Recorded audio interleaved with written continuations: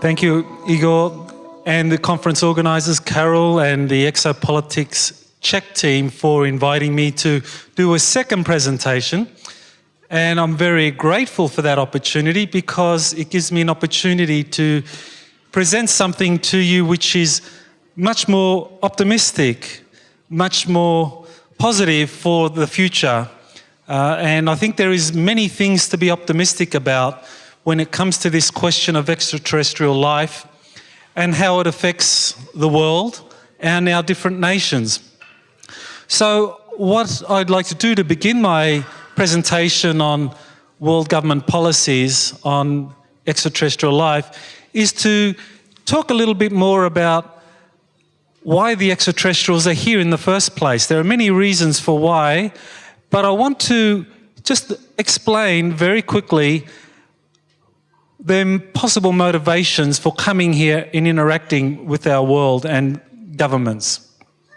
I want to begin with something that probably many of you are very familiar with, which is a typology of extraterrestrial civilizations by the Soviet astronomer Dr. Nikolai Kardashev, who in 1964 published a paper on what different extraterrestrial civilizations would be like. And he basically said that if we were to understand extraterrestrial civilizations, we would do so by understanding how they use energy. This is how scientists would approach the issue. How do extraterrestrials use energy? And he distinguished between possible extraterrestrial civilizations on the different levels or macro systems where they could use energy. The planetary level, the stellar or star system level, or at the galactic level. One person who actually made this typology very popular was Professor Michio Kaku, and he also elaborated a little bit and talked about type 0 civilizations, and also explain what might be the different propulsion systems, how extraterrestrials would move around the galaxy. So he talked a little bit about that. So what I'm going to do is begin with a type 0 civilization, which is us, our Earth, because we use fossil fuels. We use these elements such as oil, bioenergy, uranium, to fuel our industries, to fuel our power energy needs around the world. And we know and are very familiar with that. Type 0 propulsion systems, we look at our world. What do we use to launch satellites or rockets into space? Chemical rockets, ionic engines, fission power, electromagnetic propulsion, railguns. These are all things that are being used or are contemplated to be used. But what would a type 1 civilization be? Something that we as a planet are moving towards as we evolve. They would be using energy consumption based on things such as oceans, geothermal, energy grid, and other things, other energy sources that occur at a macro level on a planetary scale. What would be the propulsion systems of a type 1 civilization? Something we are moving towards. There's ramjet propulsion systems, which we can see there. That's there where you have hydrogen being collected by a giant sail, and you have nuclear fusion being generated through hydrogen being taken in. So this is something being contemplated. You have photonic drives, which uses lasers, highly advanced lasers, powerful laser beams for propulsion systems in space. These are things that are being contemplated and that Kaku believes type 1 civilizations would use. What about type 2 civilizations? These are even more advanced because they use energy at a stellar level. And we can see here how vast stellar energies are. Here's how big the Earth is in relationship to the Sun, and this is just a coronal mass ejection. Just one eruption of the Sun's energy, and look how much it dwarfs the Sun, dwarfs the Earth. And so with a type 2 civilization, they would be able to use energy in vast quantities, far more than we at this moment could even contemplate. They could move and even ignite stars. This is what Kaku believes type 2 civilizations could do. With their propulsion systems, how would a type 2 civilization travel around the galaxy, around solar systems? He thinks that they would use such things as antimatter. So that's an artist's depiction of an antimatter sail propulsion system. Another possibility would be using these nanoprobes, something that could be launched using a particle accelerator on a place like the moon, that this is how you could get around the galaxy, launching nanoprobes, according to Kaku. Type 3 civilizations would be even more advanced, something that for us would be almost science fiction, but for Kaku and for Kardashev and other astronomers, this is logical. This is how energy occurs and how energy would be used as you become more evolved. So a type 3 civilization would use energy at a galactic level using the galactic core, black holes and super waves coming from the center of our galaxy, that they can actually manipulate black holes to create things like wormholes to be able to move between different parts of our galaxy. Propulsion, how would a type 3, an advanced civilization, a type 3 civilization move? Well, this is really where it gets very interesting for us, for our planet, because we might think, well, how could we affect a civilization that is using energy at this level? And I think this is where we have a very interesting explanation for why extraterrestrials might be visiting us. Type 3 civilizations, according to Kaku, would be using energy at the Planck energy level. Basically, they would be capable of manipulating energy to the level where they are creating things such as black holes, micro black holes, wormholes, being able to move between different points in the galaxy by creating artificial wormholes. And so they would be capable of superluminal travel that occurs at faster than light speed. And so this is where it gets very interesting, because space-time, if that is something that can be bent, like you bend a piece of paper, I'm sure many of you know, you bend a piece of paper, and that is used to describe how a black hole would work. Rather than travelling across a piece of paper the whole length, a black hole would work, or a wormhole would work, where you bend the paper together almost instantaneously. So we might think, well, if this is how some advanced extraterrestrials operate, they manipulate space-time, could there be anything we do that disrupts the space-time continuum in our part of the galaxy? Might this be why extraterrestrials have a sudden interest in us? I think the answer is going to be obvious.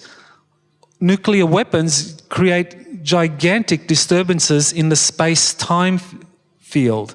Nuclear weapons, especially fusion nuclear weapons, displace the space-time continuum in an enormous way.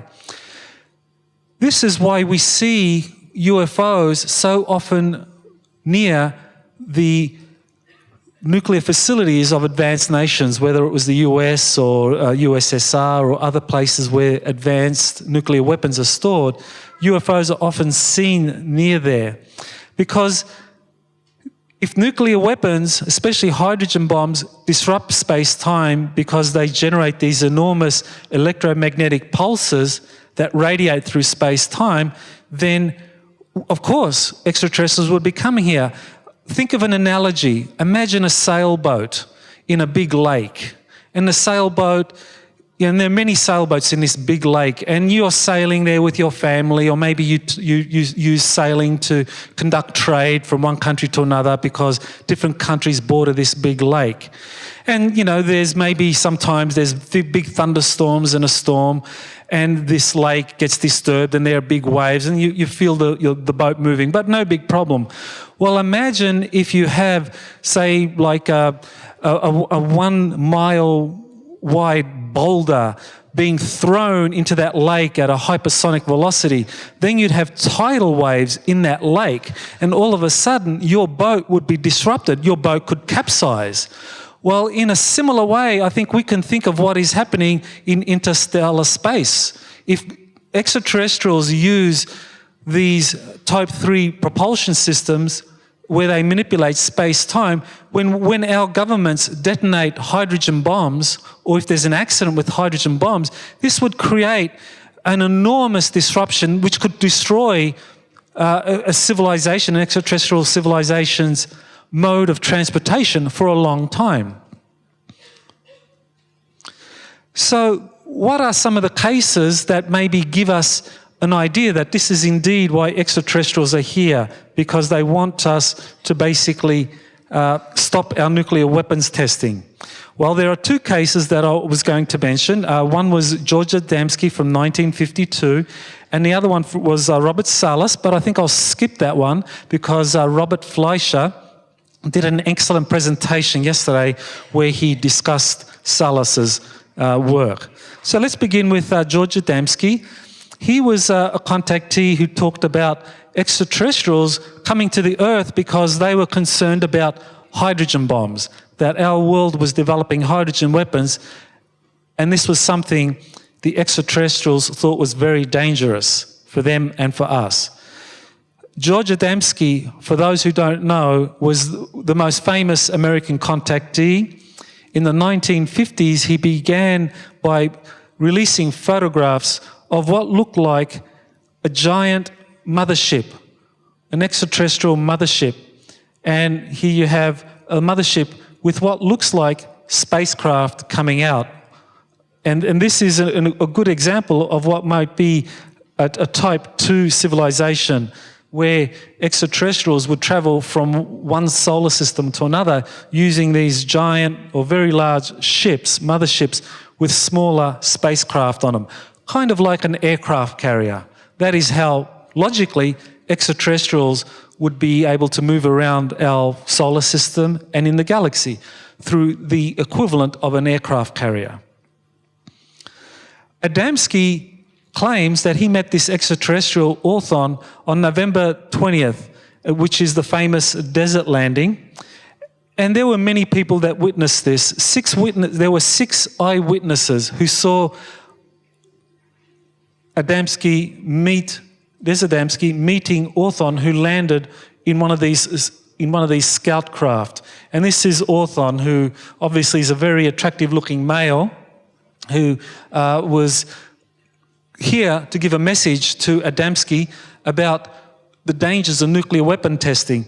And the important thing is that this was witnessed on November 20, which was 2 weeks, just over 2 weeks after the United States tested the very first hydrogen bomb, which was the Ivy test in November 1st of 1952. So it's more than coincidence that Adamski did this, that this occurred at that time.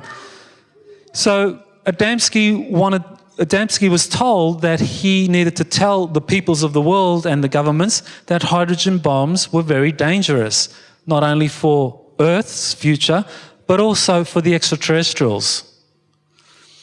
Now, was Adamski someone credible? Is he someone that could be believed? Well, it's a fantastic story after all. You know, you go out to the desert with some friends and you meet an extraterrestrial landing there and he tells you an incredible story about nuclear weapons. Is it true? Well, a very famous investigator from Britain by the name of Timothy Good did a very thorough investigation of Adamski. And basically, Good concluded, quote, "I take the view that his reported encounters with spacecraft and their operators were fundamentally accurately reported." So that was Timothy Good basically saying that, yes, based on his research into the George Adamski case, there was an actual meeting with extraterrestrials warning Adamski about the dangers of hydrogen bombs. In his 1955 book, Inside the Spaceships, Adamski talks more about what the extraterrestrials had to say. And basically it's that these nuclear weapons are incredibly powerful and dangerous. And I showed this diagram yesterday, but for those who did not see this, this is the power of the atomic bombs, the fission bombs dropped at Hiroshima and Nagasaki. And they are basically, these are the hydrogen bombs from the United States and Russia, or Soviet Union. And they are in a range of 1,000 times the power of the fission bombs dropped on Japan. And so here an extraterrestrial warns Adamski of the danger. And I'll read this out. Our main purpose in coming to you at this time is to warn you of the grave danger which threatens men of Earth today. Knowing more than any amongst you yet realize, we feel it our duty to enlighten you if we can. Your people may accept the knowledge we hope to give them through you and through others, or they can turn deaf ears and destroy themselves. The choice is with the Earth's inhabitants. We cannot dictate. So that was the message that Adamski was given. And there have been other cases of this, and as I said, Robert Salla is one of many whistleblowers saying that UFOs have been visiting nuclear weapon sites in the United States and actually disrupting them. So if extraterrestrials are here and they're warning us at the beginning of the 1950s and late 1940s about the dangers of nuclear weapons and why we had to be very responsible, what was the world's response to this? Well, as I argued yesterday, or showed with the documents, the response was not to listen to them, not to cooperate at all with these visitors. Instead, what we've seen is an attempt to coordinate the planets, or to coordinate the governments of the Earth in a way where international governments will keep the secrets about these objects and in some cases even try to shoot them down.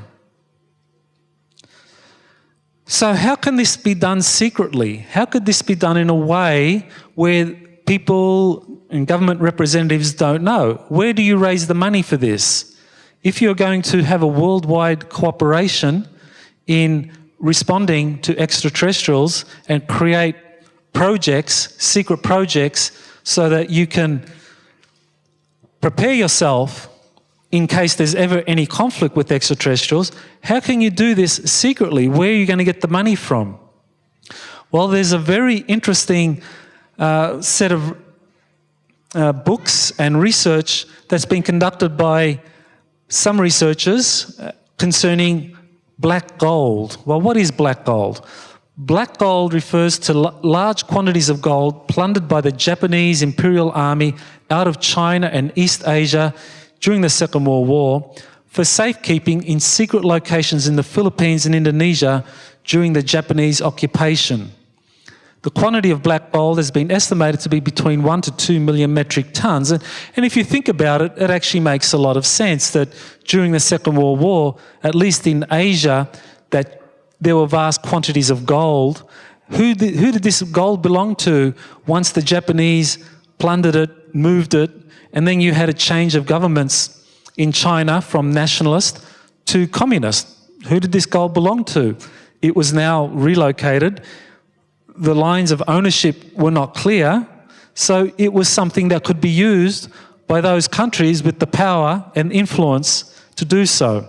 And this book is called The Secret Gold Treaty. It's by David Guyett, and he explains in much more detail what the historic origins of this black gold is. And this is what David Guyett had to say about black gold and the secret treaty that was used to make it a form of funding projects that could be used in extraterrestrial reverse engineering. And I'll read this out. The full story of the nature of gold has yet to be told, and my guess is that it will remain hermetically sealed amongst the few for a very long time to come. Two things are certain, however. The historical official mining figures for gold are patently false and have been knowingly fabricated and thrust on an unsuspecting public. Second, and leading on from this, it is therefore evident that gold is not at all rare. Current statistics show above-ground stocks of the metal to total about 140,000 metric tonnes. The current estimate is actually about 165,000 metric tonnes. This was written back in 2000, 10 years ago. The reality is far, far higher, and in all probability is well in excess of 1 million tonnes. I doubt anyone really knows for certain, owing to the fact that so much is still buried in the Philippines and elsewhere in Southeast Asia that tallying it all up is impossible, even to this day. And just to give you an estimate of the amount of gold we are talking about, if we convert that, the total world gross domestic product is around $60 trillion a year. All the governments of the world, that's the gross domestic production for all the countries of the planet. The total estimate of black gold that has been hidden, because gold is roughly $1,700 per ounce, that if you convert that with this figure, the total estimate of black gold that exists is close to $1,000 trillion. So you probably have 60, 70 years worth of funding at these enormous levels if you wanted to. How does this cooperation occur at the international level using black gold? He says this occurred through the concerted efforts of central banks with the approval of senior government officials from around the world to manipulate national monetary policies. So this is all the central banks, some of the main central banks of the planet. And Guyot goes on to say, quote, "As we shall see, it is almost certainly the case that these others are a group of nations who are party to a secret agreement to exert control over plundered World War II gold and other assets to ensure these did not enter the banking system or otherwise be utilised without nations' approval." So there's a system that is supported by international banks and governments at the highest level. That this money is used for covert projects, things that the governments in charge of this black gold don't want the rest of the world to know about. And Guyot says that this secret agreement for moving black gold happened in 1954, which is the same year that the Bilderberg Society was created. And I'll mention that a little bit more in a moment. So Guyot goes on to say, in the light of the foregoing, it is hard not to conclude that some form of secret treaty may well have been signed in 1954 that involved the recovery of World War II plunder, both European and Asian, and that a portion of it was subsequently used in US military and intelligence black operations. So this is where the Bilderberg group comes in. This is why it's so important. Because the Bilderberg group was formed in 1954 and it involved the leading industrialists and politicians from around the world meeting in the Netherlands, in the Bilderberg Hotel in the Netherlands in 1954 to coordinate international policies. On what, you might ask? We don't know. They don't tell us. It's all secret. So we have to guess and we have to kind of make analytical conclusions or try to reason on the basis of the facts that are known. But one of the things that Guyot says is that, quote, "Whatever else might have happened in 1954, one event cannot be overlooked. This was the first ever meeting of the Bilderberg Group during 29th to the 31st of May 1954. The first meeting was dominated by American, British and German participants who filled 36 of the available 67 slots. Interestingly, these are the leading, or were the leading industrialists and politicians of the time. So this black gold is used for funding worldwide projects. And they do this by issuing these bonds. They issued these bonds back in the 1930s and 40s, and subsequently to those who originally had this gold. Say the nationalist government of China, the royal families in other Asian countries who wanted to relocate this gold to a safe place in the United States.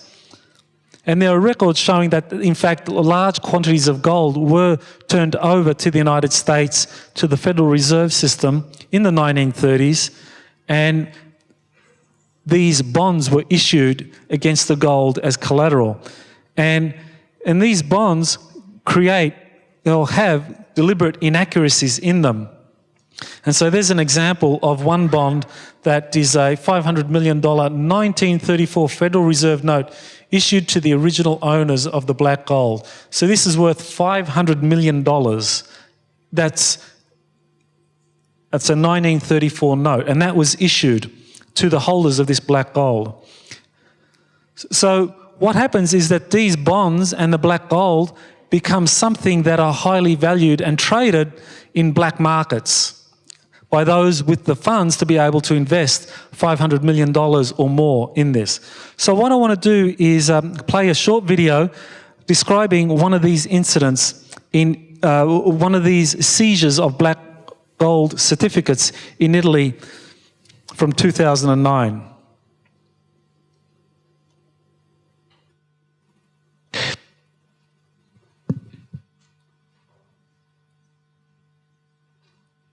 Listen to this one and ask yourself, why is no one covering this story? There is a fake bond scam. We think. Two middle-aged Japanese men reportedly caught trying.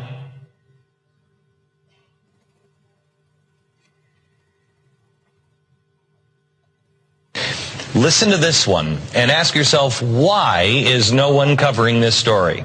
There is a fake bond scam. We think. Two middle-aged Japanese men reportedly caught trying to cross from Italy into Switzerland with $134 billion in bonds. $134 billion, remember that number.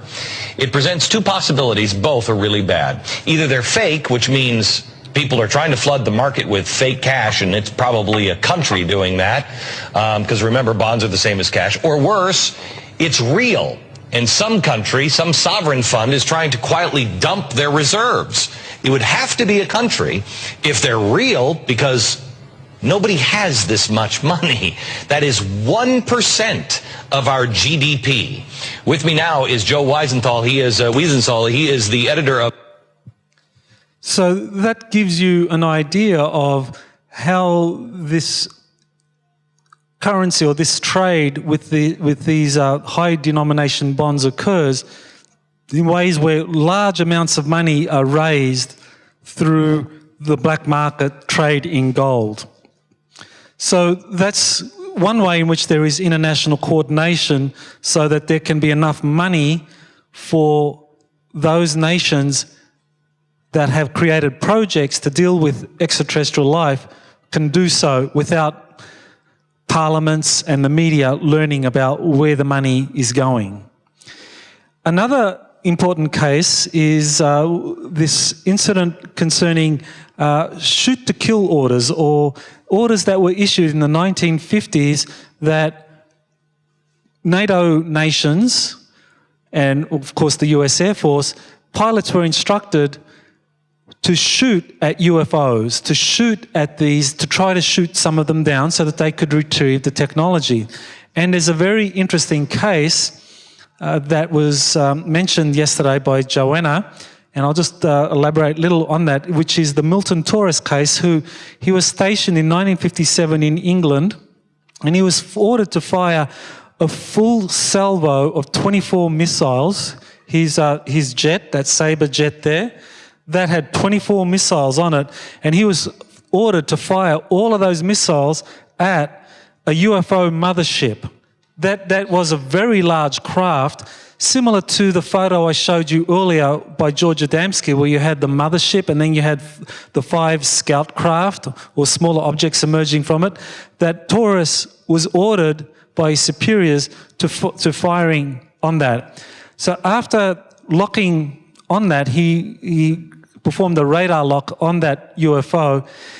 He failed to fire the missiles, so he returned to the base and was debriefed to keep silent about the incident. So I just want to play another video clip which gives a little more information about it. Oops.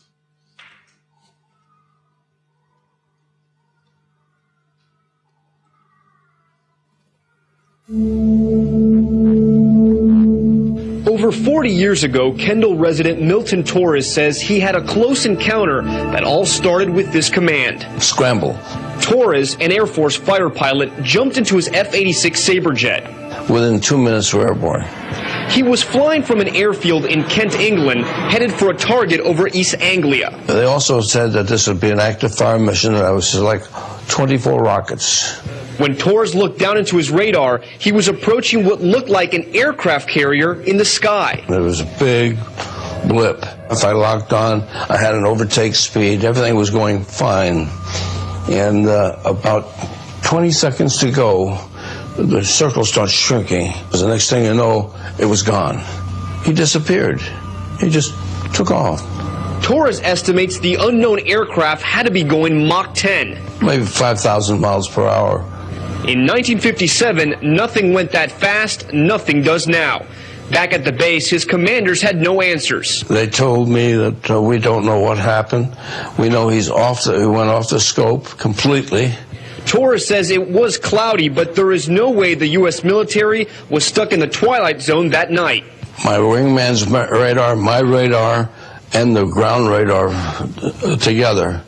3 different radars? No. The incident was recently declassified by the British Ministry of Defense and posted online. The documents only tell Torres' version of the story, which were sent to the department in 1988. The retired airman who holds 3 degrees and taught engineering at FIU never heard back. To this day, you think that it was a UFO? Oh, absolutely. The day after the mission, Torres says he was debriefed by a U.S. civilian at the airfield who told him the mission was considered highly classified, and if he ever mentioned it again, you will not be flying airplanes anymore. Torres thinks the flying saucer his radar picked up was on a mission of its own. He was not looking around for something. He was there for a reason. So there you have a case of where a US Air Force pilot was told to shoot down one of these UFOs, and it was a aircraft carrier size. So we're talking about a mothership, something very large indeed. In his book, Need to Know, Timothy Good describes many incidents similar to this, where pilots were ordered to shoot down or shoot at UFOs in the 1950s.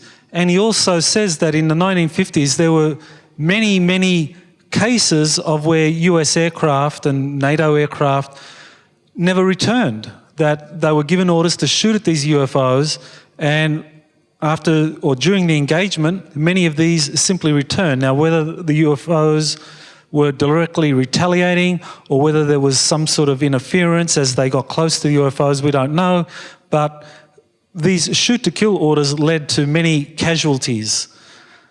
We don't know how many of the UFOs were shot down, but we do know that some have been. So that's been one of the policies by the governments of the world, to coordinate in creating funding for various projects and to also try to aggressively engage with extraterrestrials. But there have been other policies as well concerning governments responding to the extraterrestrial presence visiting us. Well, what about the question, well, if they're visiting us in flying saucers, do they ever land? Do they get out? Do they walk amongst us? It's logical, right? If they're visiting, maybe they walk around us. Maybe they look like some of us. Maybe there's some sitting in the audience. Look to the person next to you. Are you sure they're from this world? Well, this was a serious problem. According to NATO, this was a very important problem, and so they actually commissioned a study of this phenomenon. How do we know? Well, one man, Robert Dean, he worked as a command sergeant major at NATO's supreme headquarters for the Allied powers in Europe. And he worked in Paris and then moved to Brussels when NATO moved in 1964. He says that he saw a report, a NATO report called The Assessment, where it described human-looking extraterrestrials who could infiltrate government, military institutions and human society. Fancy that. Did you know that? Did you know that NATO commissioned a study on human-looking extraterrestrials that could infiltrate NATO and walk in the corridors of NATO looking like a general or a captain? You didn't know? Many people don't know. Well, this is what Robert Dean said actually happened. And he said that this posed a security dilemma to NATO that was really greatly disturbing to senior officials. So what did the NATO assessment say? This is what Dean says. Quote, "There was a human group that looked so much like us that they really drove the admirals and the generals crazy because they determined that these people, and they had seen them repeatedly, they had had contact with them. These people look so much like us, they could sit next to you on a plane or in a restaurant or in a conference, and you'd never know the difference. And being military and being primarily paranoid, that bothered the generals and the admirals a little bit. That the fact that these intelligent entities could be involved with us, walking up and down the corridors of SHAPE, walking down the corridors of the Pentagon, my God, it even dawned on a couple of them that these guys could even be in the White House." So the military were really worried and they commissioned a secret study on this. NATO. Is the Czech Republic part of NATO now? I don't know. Yes, okay. Maybe some of your generals have seen this report. How do we know this is really happening? Well, there's more evidence. There's this very famous case in Italy called the amicizia or friendship case, and that involved ongoing physical contact between human-looking extraterrestrials and ordinary civilians, up to as many as 100, mainly from Italy, but also from Germany and other European countries. And these extraterrestrials looked so much like humans. And they were based in underground bases in Italy and under the Adriatic. And this case was revealed in 2008 by an Italian researcher, Stefano Brescia, in his book, Mass Contact. And it was translated into English in 2009. So that's the book. And basically this is when this case became known widely. The origins of the friendship case began in 1956 when this Italian researcher, very well known, I believe he was an engineer, very highly educated, said that he and two friends met with two mysterious individuals who said that they were extraterrestrials. One was over 8 foot tall, while the other was just over 3 foot. So here you have Samicizia and his two friends meeting with these two extraterrestrials. Here's the 8 foot one, obviously, and here's the other one walking with his friend who was only 3 foot tall, but looking, you know, like a human. Just one's very tall and one's very short. Samicizia and his friends, initially skeptical, were eventually taken into a large underground base where they saw more of the alleged extraterrestrials. They also saw their children being educated, some of their advanced technologies they used, and their spaceships.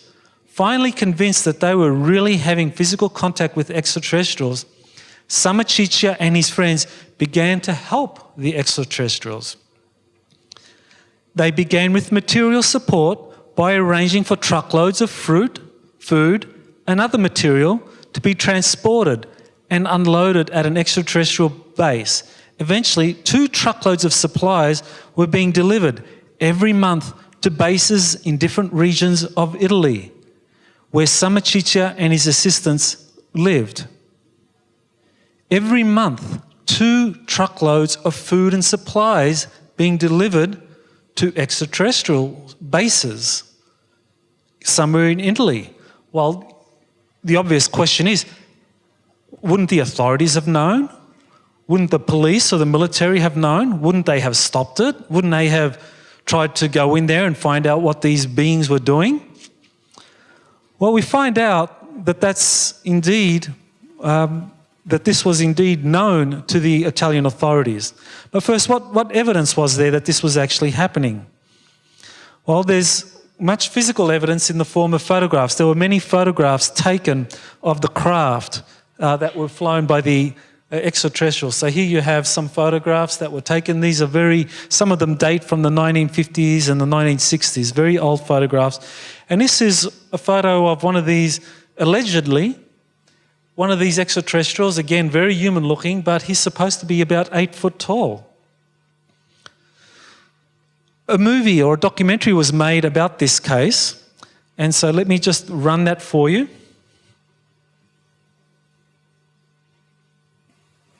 So this was run in Italy, and it was done in Italian.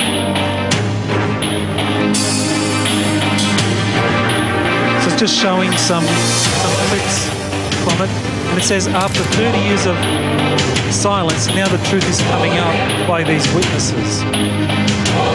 And they're looking at the film evidence. And it's a case that's been secret for decades.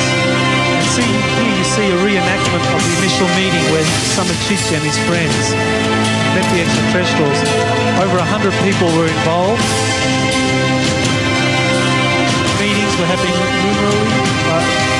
numerous meetings, and of course you had the film and photographs of this case. And here's more photographs. So this documentary goes for about an hour, and you can find it online and Google. Just type in Amicizia and you'll find it.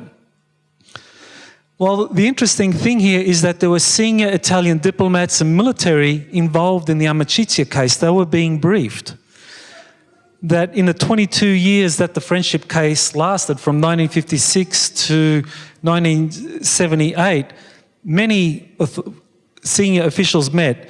Here's one of them, an Italian consul, Alberto Perego. He met with the extraterrestrials, and overall over more than 100 people met with them. So you ask the question, well, if 2 truckloads of supplies were being delivered to this extraterrestrial base in Italy, why didn't the authorities do anything? The authorities were conducting surveillance, intelligence. They were wanting to find out what the extraterrestrials were doing. Or maybe, and think about this, this is an interesting possibility, maybe they saw the extraterrestrials as allies. Maybe they were an insurance policy against something else that maybe was more of a threat. Interesting possibility. Italian military authorities and NATO closely monitor them at all times. So while there were some policies of shooting down UFOs, at the same time, there was a policy of monitoring extraterrestrials in some bases. Well, you might think, well, why is that? Why would you shoot at extraterrestrials flying in the sky, order pilots to shoot at them, and at the same time, you're allowing your citizens to deliver truckloads of food and supplies to the extraterrestrials? Well, maybe these ones were friendly. Maybe the ones they were shooting at, maybe they didn't consider them friendly. Interesting possibility. So there have been some international initiatives dealing with these extraterrestrials. I've covered some. I'm going to go through this pretty quickly because Robert Fleischer, again, did an excellent job in covering some of these cases. So Eric Gairy, as Robert mentioned, was the principal figure in the United Nations adopting an important piece of legislation, a General Assembly Decision 3342-6. And Robert went over that yesterday, so I won't go over that again, won't repeat that. But what I want to give you a little bit of information on is what it is Sir Eric Gairy, why he was motivated to do this. Did he just have a dream? Did he have a sighting of a UFO? Why did he, all of a sudden, when he became Prime Minister of Grenada, in 1974, why did he want to have his country be the sponsor of something that the world thought was ridiculous? Why was this? Why would a man risk this? I want to explain why. He had a secret. So Eric Gairy, when he was deposed in 1979, he lived in New York City for a period of time, and then he went to San Diego, California. And there he met a UFO researcher, Wesley Bateman, where he actually told Bateman why he sponsored this movement, this initiative at the United Nations. So that's Sir Eric there. And this is what Sir Eric said was his secret.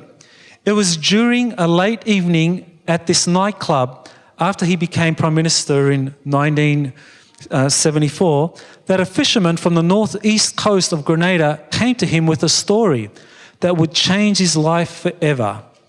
Within minutes of hearing the fisherman's story, he put together a group of people he trusted, a small military unit with 2 trucks and a photographer, and they went to a beach, something like this. This is a beach in Grenada where there was some wreckage. So Sir Eric went there to investigate the wreckage that this fisherman told him about. And the wreckage was covered by some tarp, a cover.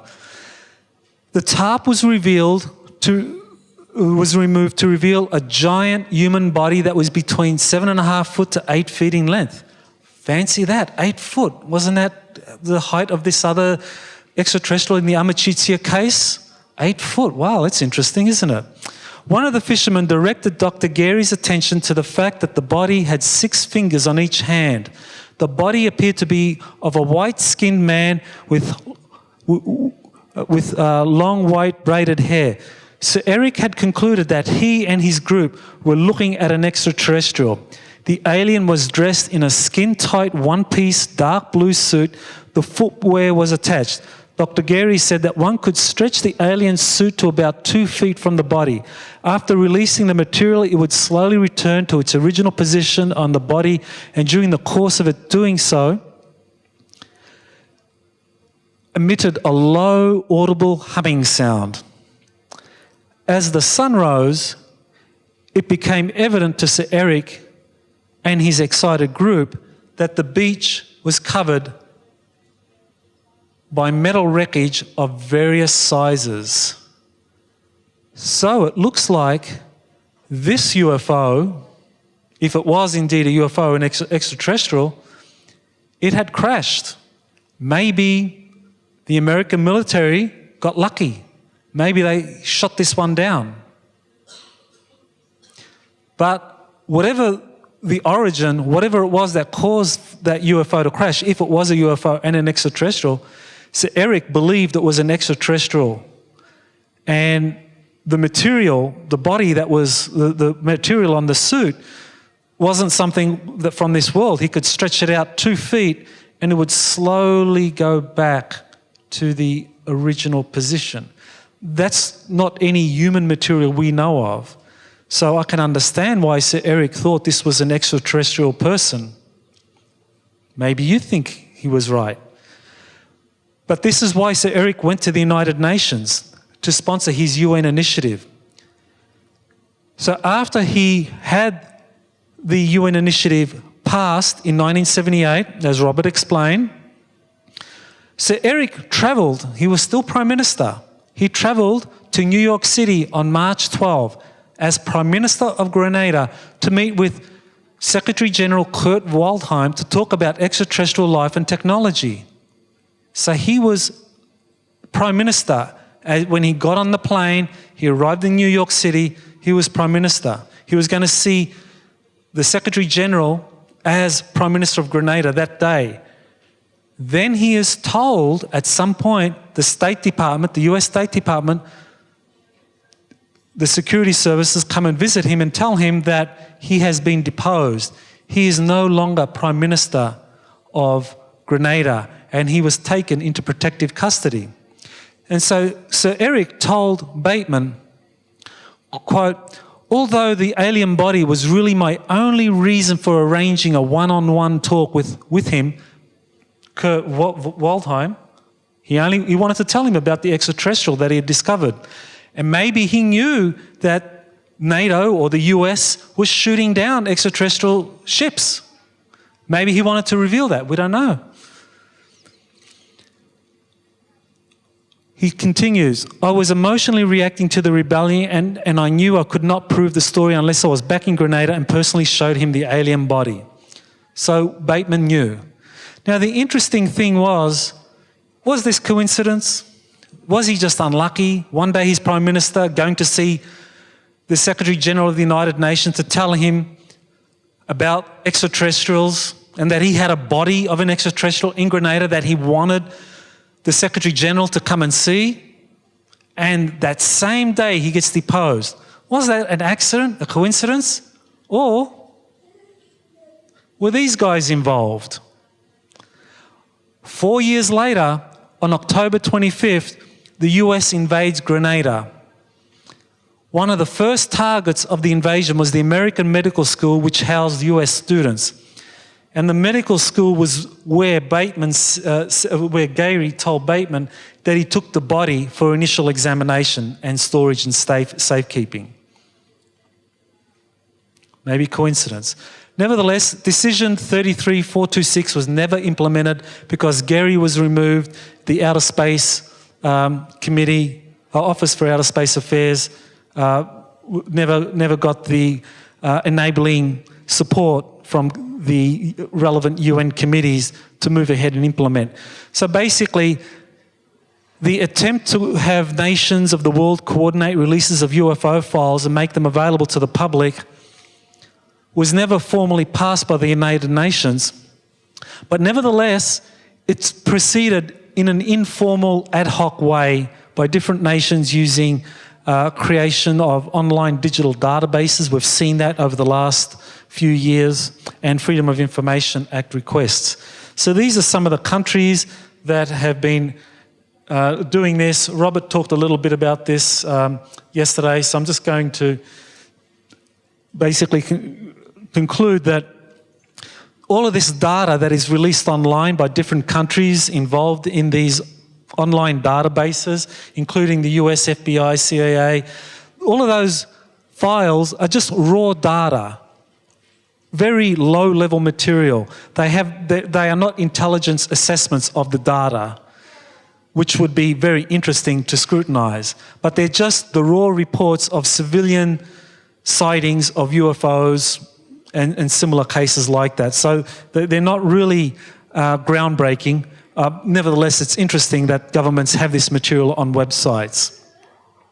The Cometa report, Robert, again, did a great job in analysing this. The one thing I just want to emphasise is at the end here that the Cometa report, that's the high-level French study, it accused the United States government of engaging in a massive cover-up of the evidence. So I think that's an important conclusion that the Cometa team came to.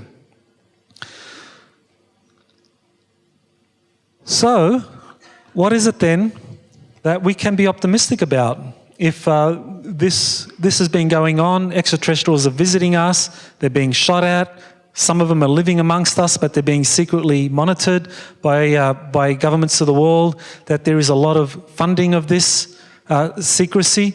What are things that maybe give us optimism that our world can change, that maybe we can learn about this phenomenon in a way that is going to positively affect our lives? Well, one of the really positive things that has been happening just over the last 3 years was the discovery of exoplanets. That is, planets that are outside of our solar system that exist in other solar systems, that astronomers have now developed sophisticated astronomical devices or telescopes to be able to now detect these extrasolar planets, or exoplanets as they're called. So we have exobiology, exopolitics, exoplanets. So this gives you an idea of one of the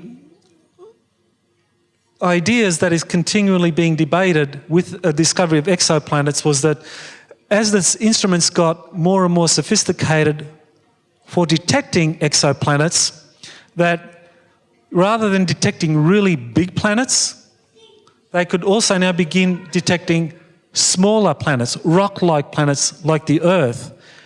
And more interestingly, some of these planets could be in a region of the solar system like our Earth. Here we have the Earth, which is 1 astronomical unit from the Sun, Venus and Mars, which are all considered to be in a range where life as we know it could exist.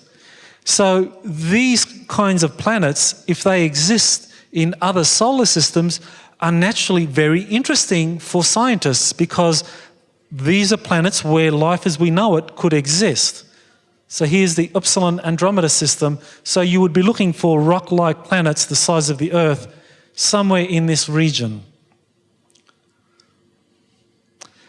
As of December 5, 2011, 6 months ago, there have been over 2,236 exoplanets that have been detected. So they're finding more and more of them all along.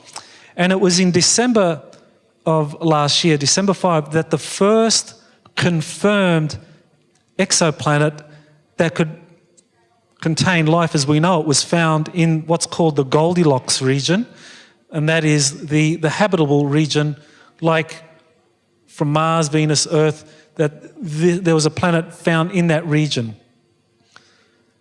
So it was found in the Kepler 225 region, and it was an announcement made by NASA on December 5th. So this was something that was exciting scientists around the world, because now they're saying planets exist in other solar systems. Now you might think, well, that's silly. I mean, of course they do. That's logical. But for scientists, logic doesn't dictate scientific debate and investigation. There has to be hard data, raw data. And the Kepler telescope now gave raw data, hard data, that solar systems exist, or that planets exist in other solar systems, and that some of these planets are very much like the Earth, similar in size and rocky composition, not just gas giants. And so this has led to some very prominent scientific organisations having conferences on these issues. So the Royal Society of London has organised conferences on, guess what? The societal implications of extraterrestrial life. If there are planets in other solar systems, and some of these planets are rocky planets like the Earth, and they exist in the habitable region, well, logic tells us that there might be, could very well be, almost certainly be, intelligent extraterrestrial life in other solar systems. So we scientists have to start thinking about this. So one of the world's leading scientific organisations, the Royal Society of London, actually organised 2 conferences in January 25, 26, 2010, and later in October 4 to 5, 2000, on the societal implications of extraterrestrial life.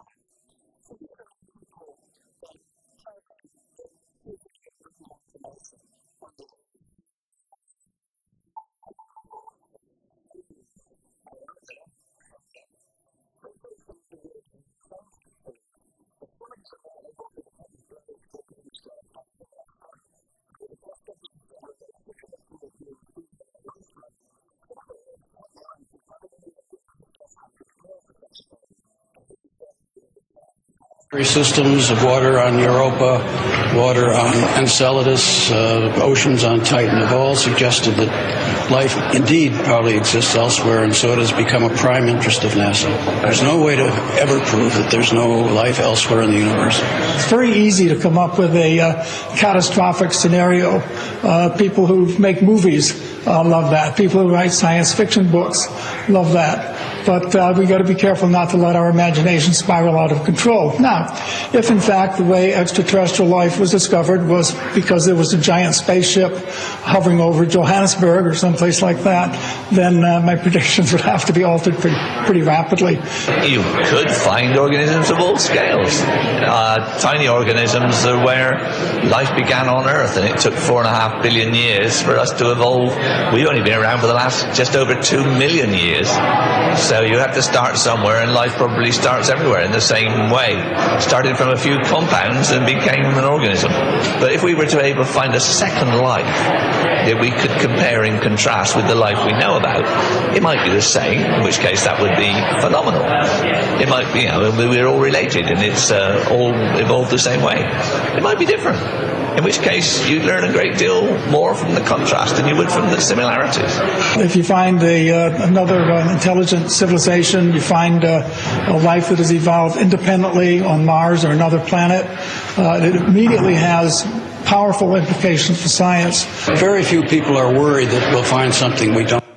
So that gives you an idea of the scientific interest that has been growing now. A report was issued in January of 2011 from one of the Royal Society conferences held on the societal implications of extraterrestrial life.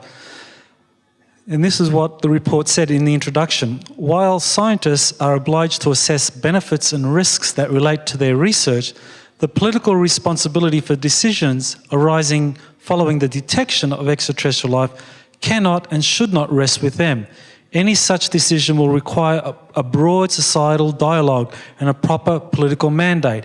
If extraterrestrial life happens to be detected, a coordinated response that takes into account all of the related sensitivities should already be in place. Well, that's fantastic, because what's that telling us is that what we are doing here is in fact exactly what these Royal Society scientists are saying we should be doing. We are debating the data, we are debating the evidence, we are looking at the possibilities of extraterrestrial life and what can and should be done about this. And the scientists agree with us. This is exactly what we are doing. So we should be doing this far more regularly around the world. So what I'm going to do now is spend the last few minutes that I have here in just going over some of the conclusions. Extraterrestrials are visiting our world and warning us of the dangers of nuclear weapons, both to them and us, by temporarily deactivating them. They're trying to give us a message. They're trying to tell us, wake up. These things are dangerous, not only to you, but to us. Close coordination exists at the international level in maintaining UFO secrecy and funding for extraterrestrial projects through organisations such as the Bilderberg Group and international central banking institutions. So there is international coordination at a very senior level to make sure that the truth about extraterrestrial life and UFOs is kept from the public, and that in secret vast amounts of money are moved from one part of the earth to other parts of the earth to fund projects that have been set up to deal with these questions in secret.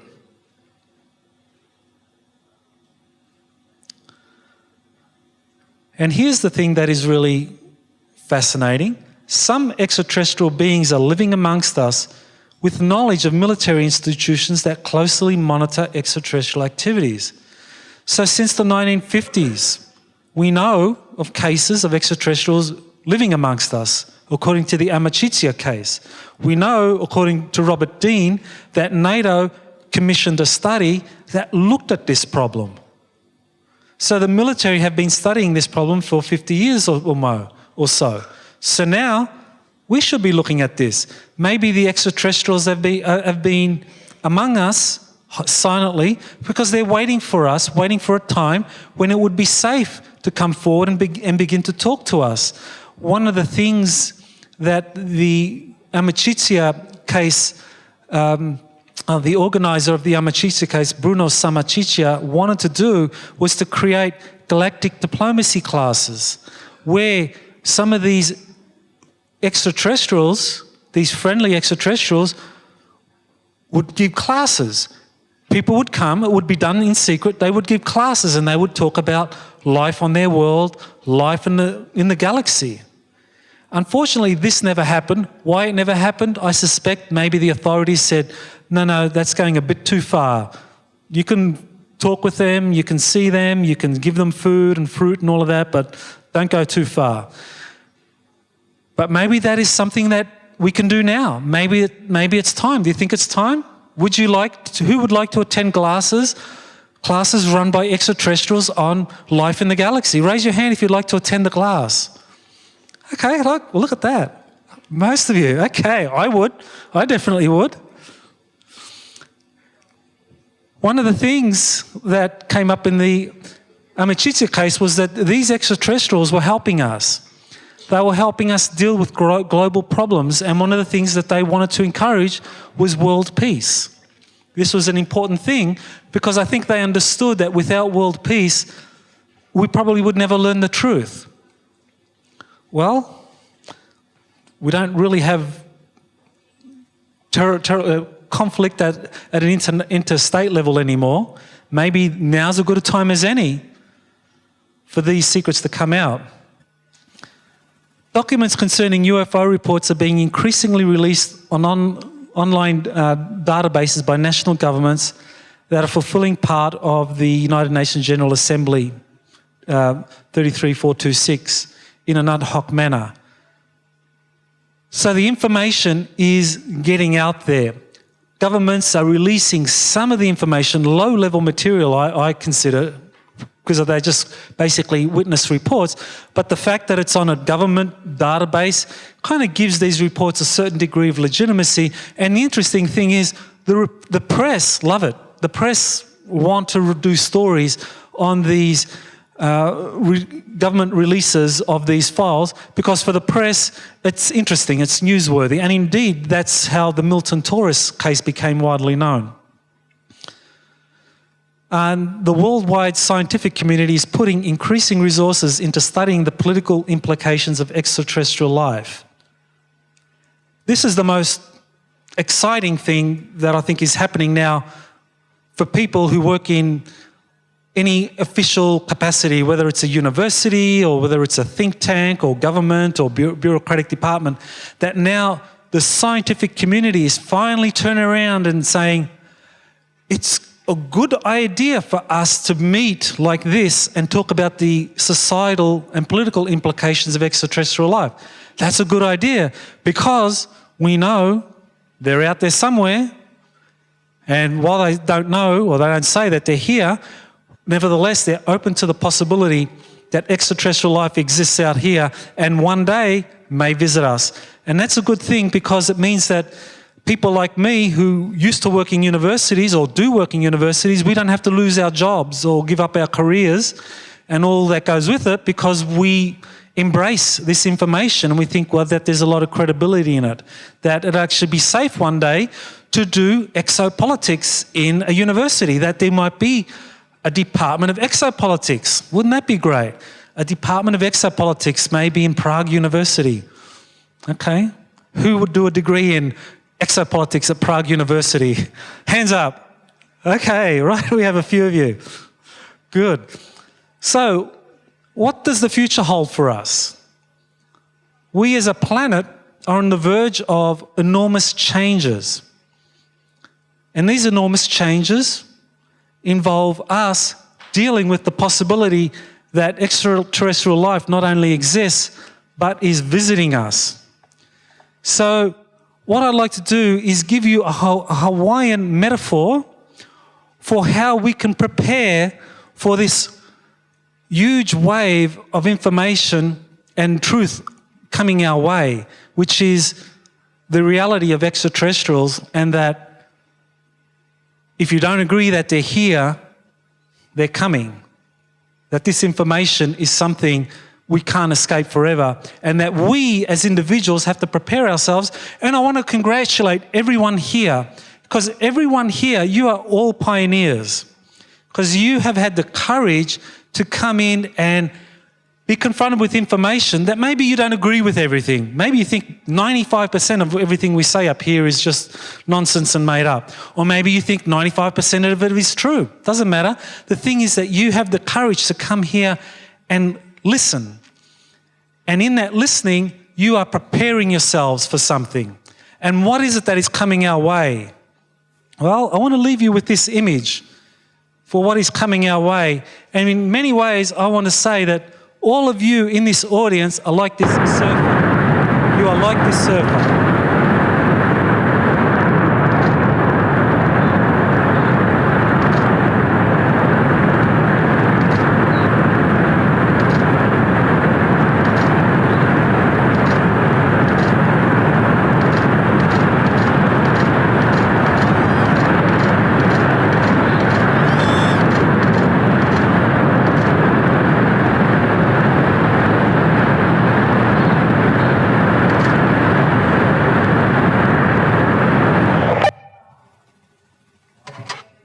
So thank you all very much.